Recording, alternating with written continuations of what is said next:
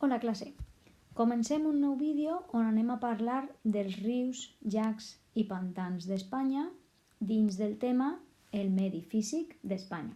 Comencem. Els rius espanyols són curts si els comparem amb la resta de rius que podem trobar al llarg d'Europa. Són rius que tenen poc cabal i que són molt irregulars, perquè l'època de pluges no és la mateixa al llarg de l'any. I tenen característiques diferents a causa de dos factors. El primer factor és el relleu. Si un riu naix en unes muntanyes que estan lluny de la mar, acabarem tenint un riu que tindrà un curs molt llarg, perquè des de les muntanyes fins a la mar tindrà més territori per a recórrer. En canvi, si el riu naix en unes muntanyes que estan prop de la mar, el seu curs serà curt. Un altre factor que diferencia els rius espanyols és el clima. Aquells rius que tenen més cabal són els que se troben en zones plujoses i els rius que tenen menys cabal són els que es troben en zones de pluges escasses. Segons el vessant, segons el lloc on desemboquen, podem distingir entre els rius de vessant atlàntic, els rius de vessant cantàbric i els rius de vessant mediterrani. I per últim, simplement afegir que als arxipiélagos Balear i Canari no hi ha rius pròpiament dit, perquè, clar, penseu que estem parlant d'un terreny molt menut, illes que tenen una formació i unes característiques totalment diferents a les de la península i aleshores rius com a tal no hi ha. Sí que és veritat que hi ha barrancs o salts d'aigua, però rius no. Ens anem a fixar en que les serralades, les mateixes serralades de les que vam parlar en el vídeo anterior, són les que enmarquen o les que delimiten totes aquestes vessants i totes les conques hidrogràfiques. Per exemple, la conca de l'Ebre, que la tenim ací a l'esquerra, està envoltada per els Pirineus al nord, la serralada ibèrica, que no l'han marcat, i les serralades costeres catalanes. O, per exemple, la conca del Duero, que és un riu que ara veurem, està emmarcada, està delimitada per la serralada cantàbrica i pel sistema central. I així totes les conques hidrogràfiques estan delimitades per les serralades. Penseu que els rius naixen en aquestes serralades i en les muntanyes que estan en aquestes serralades, i per això és un poc com que és la manera que tenen per a delimitar-les. El que anem a parlar allà és dels llacs i dels pantans. En Espanya hi ha alguns llacs i llacunes que són menuts en comparació amb els llacs europeus. El més gran de tots és el de Sanàbria, que es troba en Castella i Lleó. També hi ha llacunes, com per exemple la Gallocanta en Aragó, l'Albufera en la Comunitat Valenciana o el Mar Menor en Múrcia, que no mos confonga el nom. Mar Menor no és un mar, és una llacuna. I també tenim pantans, creacions formades per l'ésser humà, no? Com per exemple la Serena i el Cigara en la conca del riu Guadalquivir, l'Alcántara i el Buendía en la conca del riu Tajo, l'Almendra i Ricoballo en la conca del riu Duero i Mequinensa en la conca del riu Ebre. El que anem a fer ara sí és que anem a anar parlant dels rius peninsulars segons el vessant en el que es troben. Comencem pels rius del vessant atlàntic. Són rius que naixen lluny de l'oceà, lluny de la mar, és a dir, que tenen un curs molt llarg. reben aigua de molts afluents i això el que fa és que siguin molt cabalosos. Els rius del vessant atlàntic estan formats majoritàriament per rius gallecs. Justament aquests rius gallecs són el contrari. Són curts, però sí que són cabalosos. Altres rius sí que són més llargs i cabalosos. De fet, els més llargs i els més cabalosos de la península se troben així en el vessant atlàntic. És per això que els anem a anar veient un a un.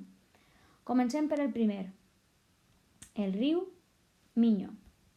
Naix en Fuentemiña, Lugo, desemboca en Pontevedra i és la frontera natural amb Portugal. Un dels seus afluents, el més important, és el Sil. Seguim amb el riu Duero. Naix als Picos de Urbión, en Sòria. Desemboca en Porto, Portugal. I els seus afluents més importants són el Pisuerga, l'Esla, la Jada i el Tormes. Un altre riu del vessant atlàntic és el Tajo. Naix a la Muela de San Juan, en la Serra d'Albarrasí, Terol, i desemboca a Lisboa. Penseu-ho, Terol està així, pràcticament al nostre costat, i desemboca a Lisboa, que està en Portugal. Creua pràcticament tota la península. Els seus afluents són Jarama, l'Alberche, el Tietar i l'Aragón. Seguim amb el Guadiana. Naix al Campo de Montiel, desemboca a Huelva, els seus afluents són Jabalón, Zújar i Cigüela. I per últim, el Guadalquivir. Naix a la Serra de Cazorla, en Jaén, desemboca a Sanlúcar de Barrameda, en Cádiz, i els seus afluents són Guadalimar, Jándula i Genil. Els anem a buscar al mapa. Recordeu que estem buscant els rius del vessant atlàntic. Si us fixeu en este mapa, en el quadre blanc que ens apareix a la dreta, tenim totes les conques del vessant atlàntic amb tots els rius dels que hem parlat i cada un té un coloret. És un poc la zona, no? És la conca del riu, marca el trosset del riu i les terres que l'envolten, per dir-ho així. Concretament estem ara estudiant els rius del vessant atlàntic i ahí teniu en el color taronxeta el Miño, així, amb el seu afluent més important, que és el Sil. De vegades, fixeu-vos que posa riu Sil, encara que realment és un afluent. Un afluent és un riu que naix a la muntanya però desemboca en un altre riu. El que passa és que si té un cabal molt gran, doncs per això li donen també el nom de riu, però realment el riu desemboca al mar. Tenim també en color moradet el riu Duero, amb tots els seus afluents que hem dit, Pisuerga, Esla, Tormes.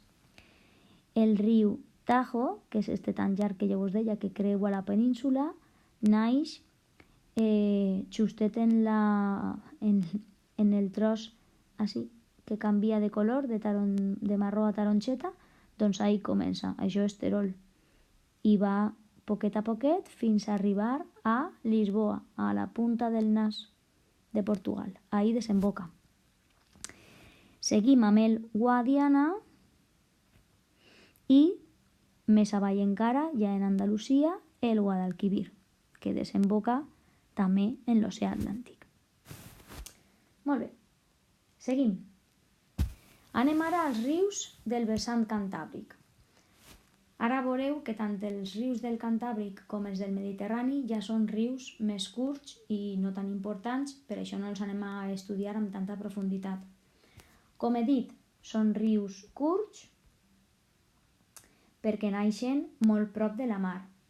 Sí que és veritat que són molt cabalosos i regulars, perquè en eixa zona plou molt. Cal destacar en Astúries, Nàvia, Navalón i el Nàrcea, al País Basc, el riu Bidasoa, Nerbion i Deva, i en Cantàbria, Pas i el Saja, o Saja, depenent de si el diguem en valencià o en castellà. Anem a veure si els trobem. Mira, el riu Nàvia, Nalón, Bidasoa,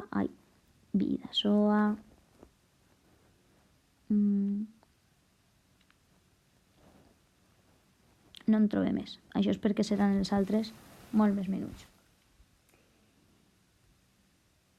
I mos queden només els rius del vessant mediterrani. Estos també, igual que el del Cantàbric, són rius curts, però tenen poc cabal, perquè ja les pluges ja no són tan freqüents. Alguns d'estos rius presenten estiatge, és a dir, que tenen poc de cabal durant l'estiu. Tots, excepte l'Ebre, que ara després parlarem d'ell.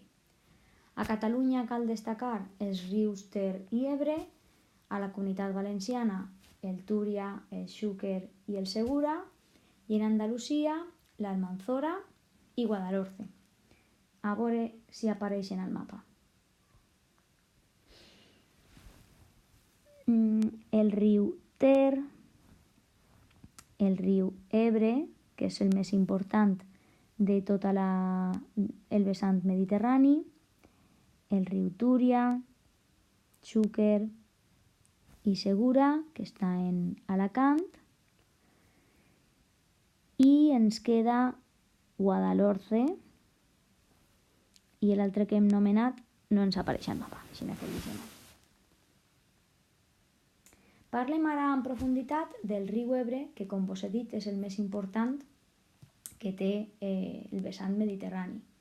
Naix al pic de Tres Mares, en Cantàbria, i desemboca a Amposta, Tarragona, formant un delta, el delta de l'Ebre, que és una zona que té una gran riquesa agrícola. A diferència d'altres rius, com vos he dit, és un riu cabalós i llarg. Per què? Perquè ell recull aigua de molts afluents com el Segre, Gallego, Aragón i Jalón, i això és el que fa que siga un riu molt important dins del vessant mediterrani, perquè té molta més aigua i el seu curs és molt llarg. Fins ací.